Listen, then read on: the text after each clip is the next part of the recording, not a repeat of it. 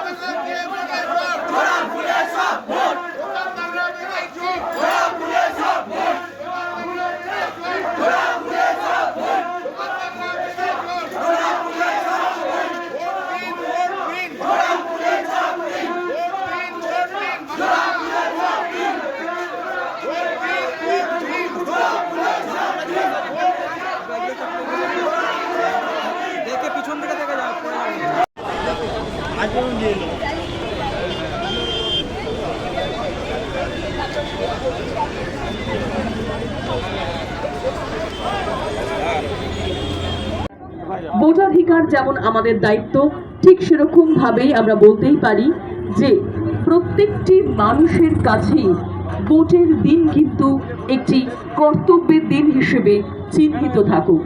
ভোটের দিন কিন্তু কখনোই আমাদের সকলের কাছে ছুটির দিন নয়।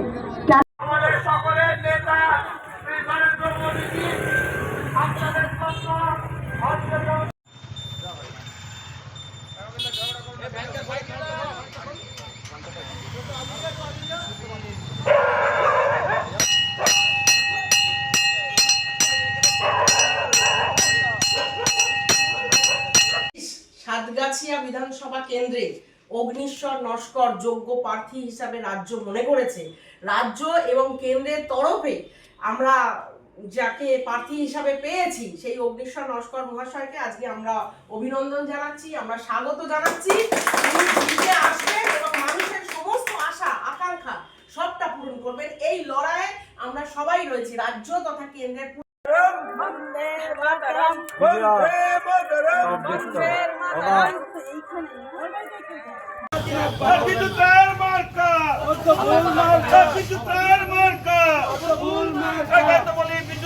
ভোট ভোট ভোট দিবেন কানে পদ্মফুলের মাঝখানে, পদ্মফুলের মাঝখানে বিদ্যুৎ রায়ের মার্কা, বিদ্যুৎ রায়ের মার্কা, মেহনতি মানুষের মার্কা, উন্নয়নের মার্কা, বালুরঘাটের মার্কা।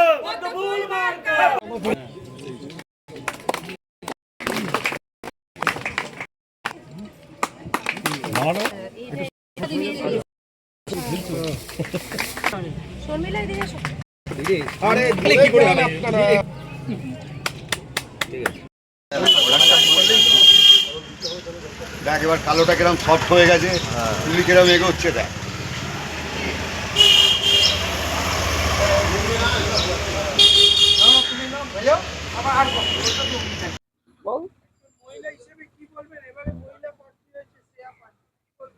আমাদের মাননীয় মুখ্যমন্ত্রী মহিলা একজন। প্রথম কথা, নারী শক্তির একটা আলাদা শক্তি, পাওয়ারই ফুল। হ্যাঁ, এবার যেখানে নারী শক্তি সেখানে জয় জাকারটা বেশি। আর মানে আমাদের প্রচুর মহিলা ভোটারদের নাম বাদ দিয়েছে, কি বলবেন? এটা দেখুন, এরা তো যারা বাদ দিয়েছে তারা তো ষড়যন্ত্রকারী। সব সময় ভাববে আমাদের বাংলাকে অপমানিত করার চেষ্টা চলছে, চক্রান্ত চলছে। ওটা তো কোনো যায় আসে না, কিন্তু থাকবে যারা ভোটার বাদ গেছে থাকবে।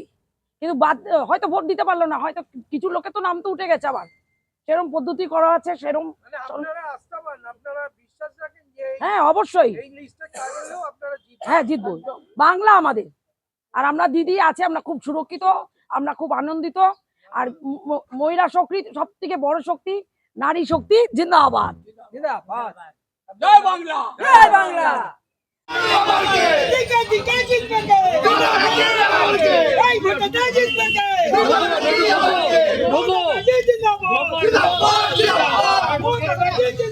জিন্দাবাদ।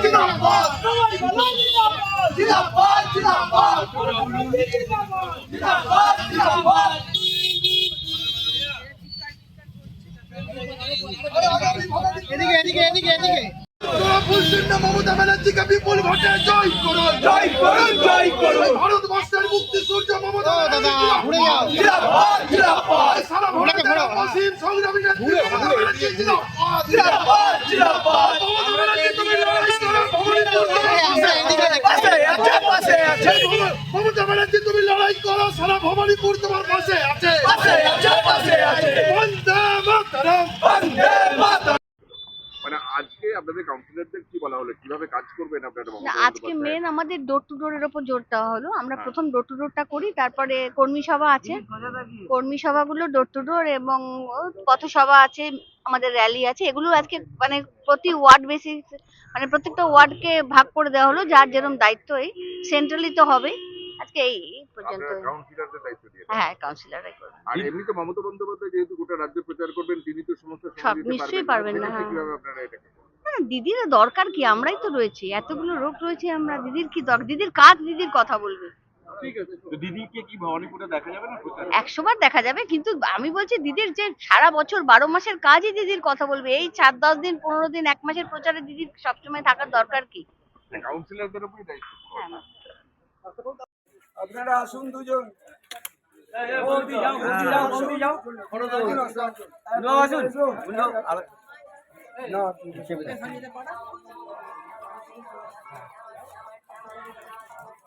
আপনারা একটু আগান তো, এত রোদের মধ্যে। বলুন আপনারা কি করলেন? আসুন। আজকে আমরা নতুন করে একটা এফআইআর করলাম। গতকাল এই ঘটনা ঘটার পরে বিল্লাপুর ফাঁড়ির দায়িত্বপ্রাপ্ত অফিসার ওনাকে একটি কাগজে সই করিয়ে নিয়েছেন। সেটা কিন্তু আমাদের অভিযোগ নয়, কিন্তু সেটাতে অচেনা ব্যক্তি বলে যে সই করেছে, আমরা সেই এফআইআরে রাজি হইনি। আমরা নতুন করে আজকে এফআইআর করলাম। আমরা আগামীকাল আবার আসব। 24 ঘন্টার মধ্যে যদি অ্যারেস্ট না হয়, আমরা কালকে নোদাখালী থানা ঘেরাও করে রাখবো, যতক্ষণ না অভিযুক্তদের নাম, যাদের নাম আমরা দিয়েছি তাদের অ্যারেস্ট করা হয়। আজকে অফিসার বলেছেন আপনারা আসুন, কালকে দেখতে পাবেন।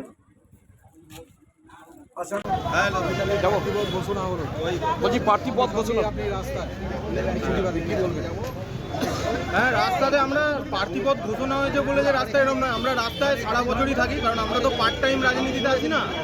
আমরা সারা বছরই বিভিন্ন বিষয় নিয়ে লড়াই আন্দোলন করি। আজকে এর মধ্যে একটা বিশেষ, যেহেতু আপনারা জানেন নির্বাচন, তো প্রার্থীপদ ঘোষণা করতে হতো, এবং আমাদের আগে থেকেই ঠিক ছিল যে এবারে আমরা অনেক আগে থেকে নামবো, আমাদের পার্টির এটা সিদ্ধান্ত ছিল। সেই হিসাবে প্রার্থীপদ ঘোষণা হয়েছে, এবং আমি আমার কমরেডদের সঙ্গে নিয়ে লড়াই করব। লড়াইয়ের বার্তা বাড়ি বাড়ি যতটা পারা যায় তারকেশ্বরের প্রতিটা বাড়িতে পৌঁছে দেবো। মূলত আমাদের আজকে যে বিক্ষোভটা ছিল, যে আলু চাষিদের বিক্ষোভ ছিল মূলত, যে আলুর যে আজকে দাম 2006 সালের 7 সালের দামে আজকে আলু বিক্রি করা যাচ্ছে না। চাষিদের আজকে মানে চরম দুর্দিন নেমে এসেছে, শতাব্দীর সেরা দুর্দিন এটা বাংলার, বিশেষ করে হুগলি জেলার আলু চাষিদের। তার বিরুদ্ধেই বিক্ষোভ। আমরা এর আগেও বিক্ষোভ দেখিয়েছি। সেই বিক্ষোভ দেখানোর পর সরকার ওই বাঁ হাতে মনসা পুজো বলে একটা বাংলায় কথা আছে না, সেরকম ওই 900 কত টাকা কুইন্টালে কিছু জ্যোতি আলু কিনছে। কিন্তু আমরা তো আমি চাষি বাড়ির ছেলে, আমরা জানি যে বাস্তবে ওটা চাষিদের সাথে এক প্রকার চাষিদেরকে খেচ্ছা করা হয়েছে, কোনো প্রতারণা করা হয়েছে চাষিদের সাথে। চাষিদের ওতে কোনো উপকার হয়নি। তাই আমাদের এই লড়াইটাকে আমরা আরও এগিয়ে নিয়ে যেতে চাই। একদম প্রার্থী প্রধান হাতিয়ার হিসাবে কৃষকদের স্বার্থ। হ্যাঁ, অবশ্যই কৃষকদের স্বার্থ। আমাদের কমিউনিস্ট পার্টি মানে আমাদের তো সবসময় কৃষকদের স্বার্থ তো আমাদের সবসময়ই প্রধান হাতিয়ার থাকে। কৃষক স্বার্থ, শ্রমিক স্বার্থ, যুবকদের স্বার্থ, সবার স্বার্থই আমাদের প্রধান হাতিয়ার। একদম প্রার্থীপদ ঘোষণার পরই আপনাকে দেখলাম এই বিক্ষোভের সামিল হতে, কি বলবেন? হ্যাঁ, প্রার্থীপদগুলো আমরা এই বিক্ষোভে আমাদের এটাই পদ্ধতি পার্টির। আমরা তো পার্ট টাইম রাজনীতিবিদ নয়, আমরা সারা বছরই এরকম বিভিন্ন বিষয় নিয়ে লড়াই আন্দোলনে থাকি। তার মধ্যে আজকে যেটা বিশেষ ঘটনা ঘটেছে, যে পার্টির নিয়মে নির্বাচনের কারণে প্রার্থীপদ ঘোষণা হয়েছে।